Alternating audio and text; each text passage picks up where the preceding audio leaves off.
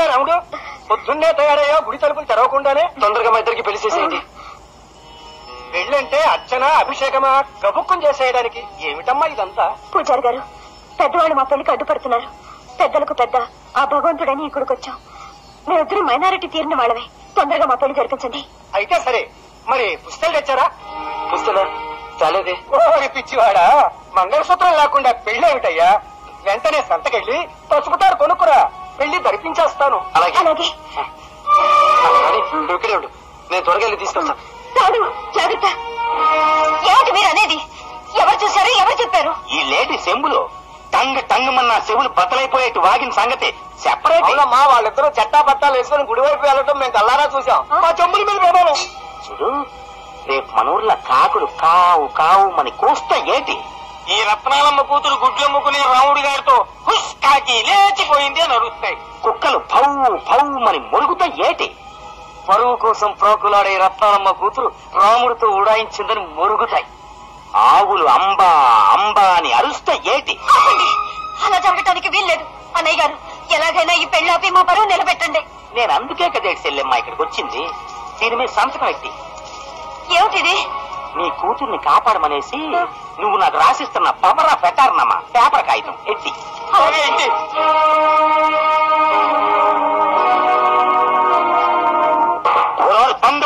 కుండోడా, మీరిద్దరూ వెళ్ళేసి ఆ రాము గారిని సాగుగొట్టి సింతకాయ పత్రం చేసియండి. పరమానంద, అయ్యా నువ్వు వెళ్ళేసి పోలీసులకు ఫోన్ కొట్టి నేను మిగతా నాటకం ఆడేసి ఆ రాము గారి బతుకి విశ్రాంతిగా దేయించేస్తాను. ఎంత? ₹1.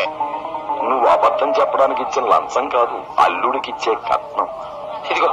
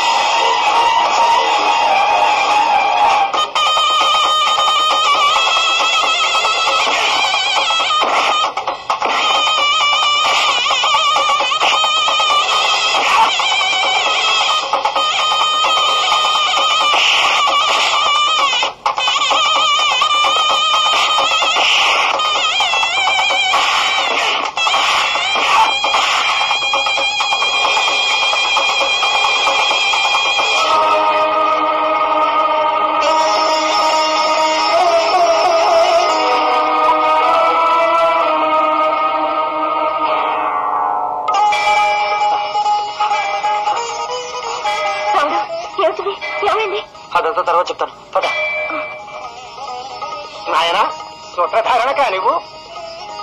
మాంగళ్యం తంతునా నేనా. ఏంటి కనబడిపోయావి?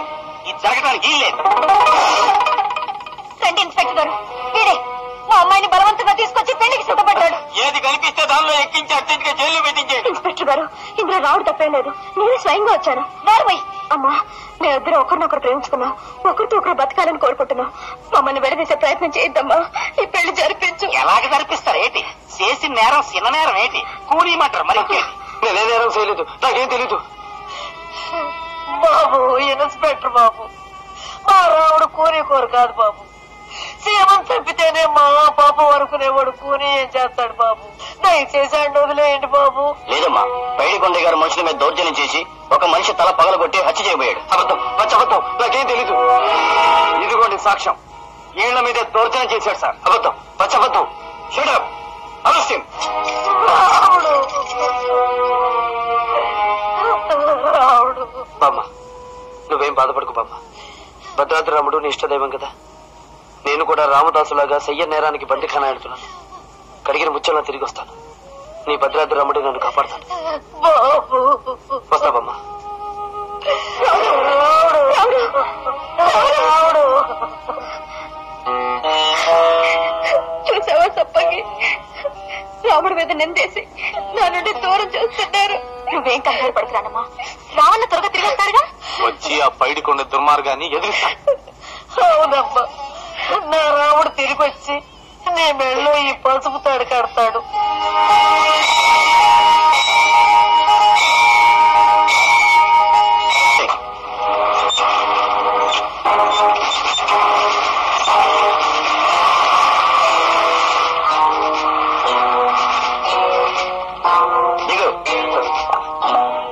ఏంటిది? పోలీస్ స్టేషన్ అని చెప్పి రైల్వే స్టేషన్ తీసుకున్నాను.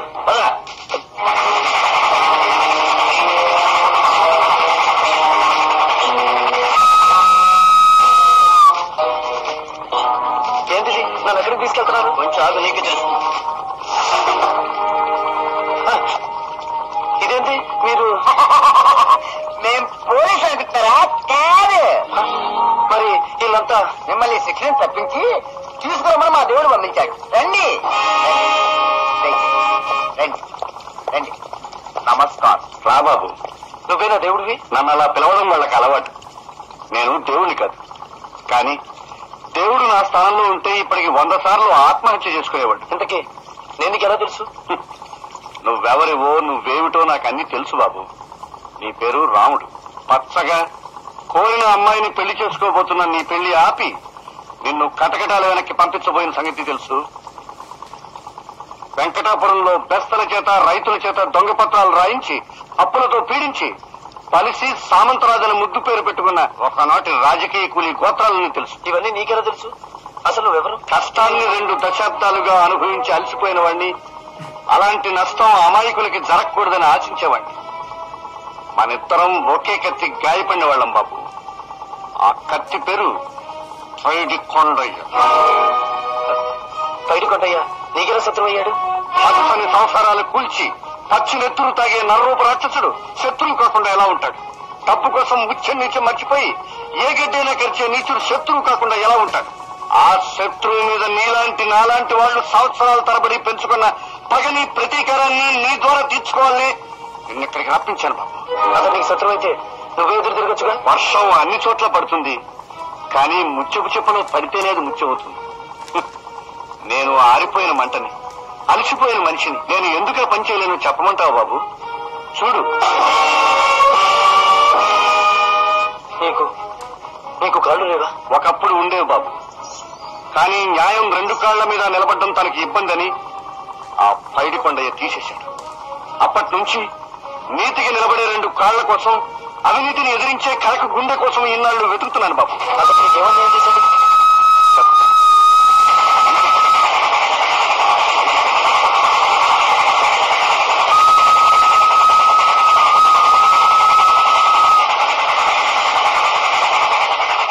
ఏనాటికైనా ఆ పైడికొండయ్య నేరాల్ని బయట పెట్టి వాడిని ఉరికంబో ఎక్కించాలి. ఈ ధ్యేయాన్ని మరవకూడదని, ఈ కర్తవ్యం ఎల్లకాలం నా కళ్ల ముందే ఉండాలని ఎప్పుడూ నా ముందే ఆ పైడికొండయ్య పటం వేలాడుతూ ఉంటుంది చూడు. కానీ నేను నీలాంటి వాడిని, నేనేం చేయగలను? నువ్వేం చేయగలవో నాకు తెలుసు బాబు. అమాయకత్వం, ఆత్మవిశ్వాసం, ఆవేశం కలబోసిన నిద్రపోయే అగ్గిపర్వతాన్ని నువ్వు. ఆ రాక్షసుని అంతం చేయడానికి కావలసిన విద్యలన్నీ నీకు 3 నెలల్లో నేర్పించి నిన్ను కొత్త మనిషిని చేస్తాను. అలనాడు బలి చక్రవర్తిని వటువు కూల్చినట్టుగా ఆ సామంతరాజును కూల్చే సామ్రాజ్యం చేస్తాను బాబు. నేను కాళ్ళు తెగిన లక్ష్యాన్ని, నువ్వు గమ్యం లేని బాణానివి. మనిద్దరం ఏకమైతే ఆ పైడి కొండ ఈ నేల కొరుకుతాడు బాబు. ఒరే పైడి కొండయ్య, నీ అంత చూస్తాను రా.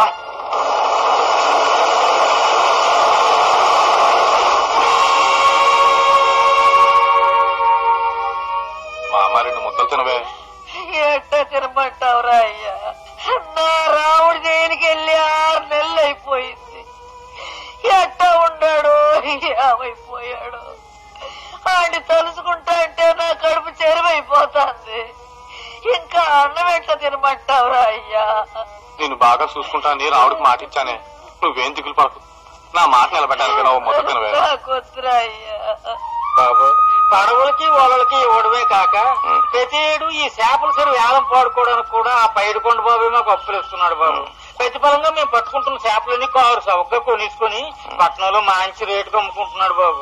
మా బతుకులేమో ఒట్లు పడి చేపలాగా ఎండిపోతున్నాయి. ఆ బాబు ఏమో పండగలు చేసుకుంటున్నాడు. ఇది అప్పటి నుంచో జరుగుతున్న కథేగా సరపయ్య, నువ్వేం దిగులు పడకు.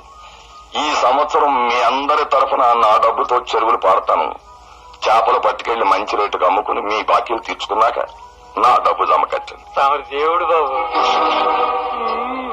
వంజరం లాంటి ఈ ఇసం వెంటనే బాయ్యకి చెప్పి చిల్లర లాగేయాలి. ఏంటి పాకు నువ్వు చెప్పేది? అవును బాయ్య, మా బస్తలంతా రాఘవని కలిసి చేపల చెరువు యాలం పడ్డానికి ఒప్పించేసుకున్నారు.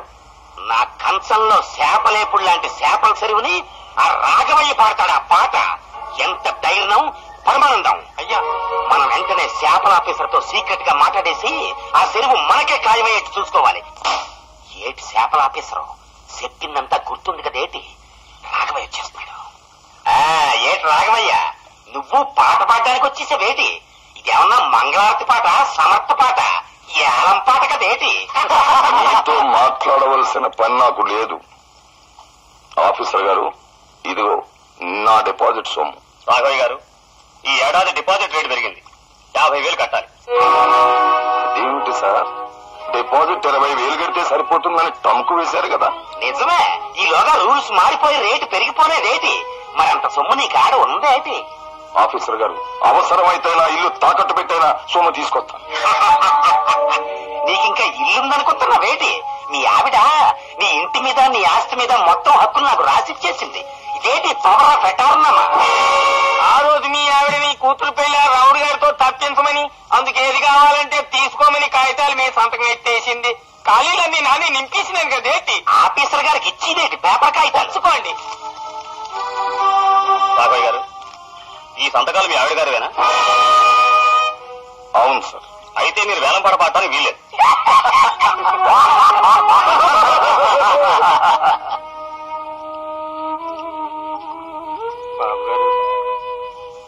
షరఫయ్యా, ఇలా జరుగుతుందని నేను ఎప్పుడూ అనుకోలేదయ్యా.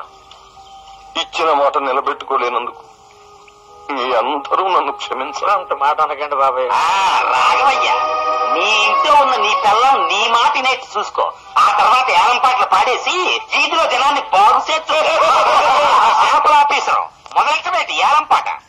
ఈ సామంతరాజుకి ఎదురు పాడడానికి ఎవడొస్తాడో చూస్తాను కదేటి? సర్కారు వారి పాట 50,000 రూపాయలు. పిల్లిగంతుల అప్పుల వీర పైడి కొండయ్య సామంతరాజు గారి పాట 50,116. సామంతరాజు గారి పాట 50,116 రూపాయలు ఒకటోసారి. సామంతరాజు గారి పాట 50,116 రూపాయలు రెండోసారి.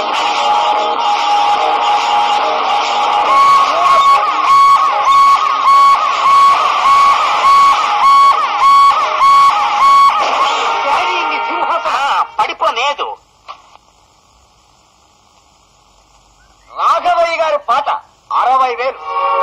అసలు డిపాజిట్టే కట్టకుండా పాటేటి? మూర్ఖుడా, చిటికేస్తే 1,00,000, కన్ను కొడితే 1,00,00,000 రూపాయలు.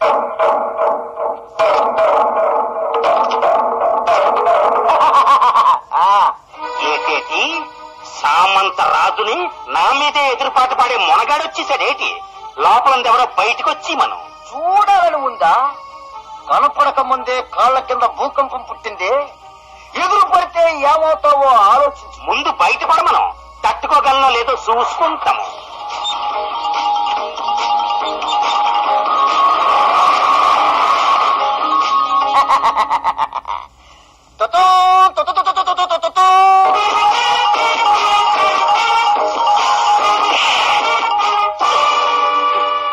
ఎంత ధైర్యం! ఈ సామంతరాజుని సింహాసనం నుంచి నేల కురుస్తావా? ఎవరు నువ్వు? సామ్రాట్. దౌర్జన్యాలకి, దోపిడీలకి, దానవత్వానికి సామంతరాజు నువ్వైతే నీ దౌర్జన్యాన్ని నిర్జించి ప్రళయ గర్జన చేయడానికి వచ్చిన సామ్రాట్ని.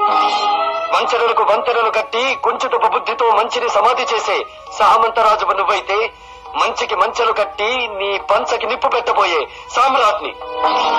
పేదల రక్తాన్ని దోసులతో దోచుకుని మేడలు కట్టుకునే సామంతరాజువి నువ్వైతే ఆ పేద ప్రజల పాలిట పెన్నిదిని నీ మేడలు కూల్చి మెడలు వంచడానికి వచ్చిన సామ్రాట్ని. చెలిమికి సామ్రాట్ని, కలిమికి సామ్రాట్ని, బలిమికి సామ్రాట్ని. అలాంటి నా ముందు నువ్వేమంతరాజువి? సామంతరాజువా? చీమంతరాజువి. డాడీ సరిగ్గా చూడు, వాడు రాముడులా ఉన్నాడు. అవును, జైలుకి వెళ్ళొచ్చి నా కొత్త మాటలు నేర్చేసుకుని యాసం మార్చేసి నన్ను చడిపించాలనుకుంటున్నావేటి? చడిపించగలను. నీ చరిత్ర మొత్తం చెప్పి నిన్ను గజ గజ వణికించగలను. కొత్త మలుపులు తిరిగిపోతున్నాయి కథ.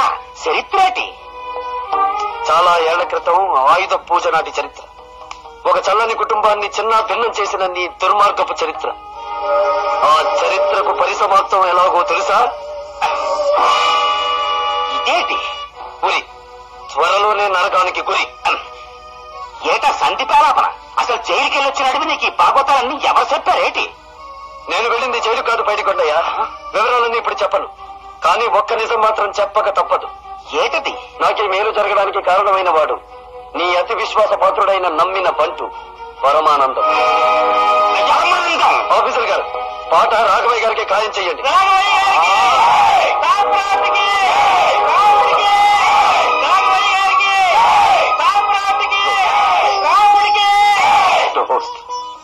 సమయానికి వచ్చిన పరువు ప్రతిష్టలు కాపాడమే కాకుండా ఇంతమంది పేదవాళ్ల జీవితాలను ధరించి వాళ్ళ మనస్సులో గొప్ప స్థానాన్ని సంపాదించిన నువ్వు నిజంగానే సామ్రాట్ దోస్త్.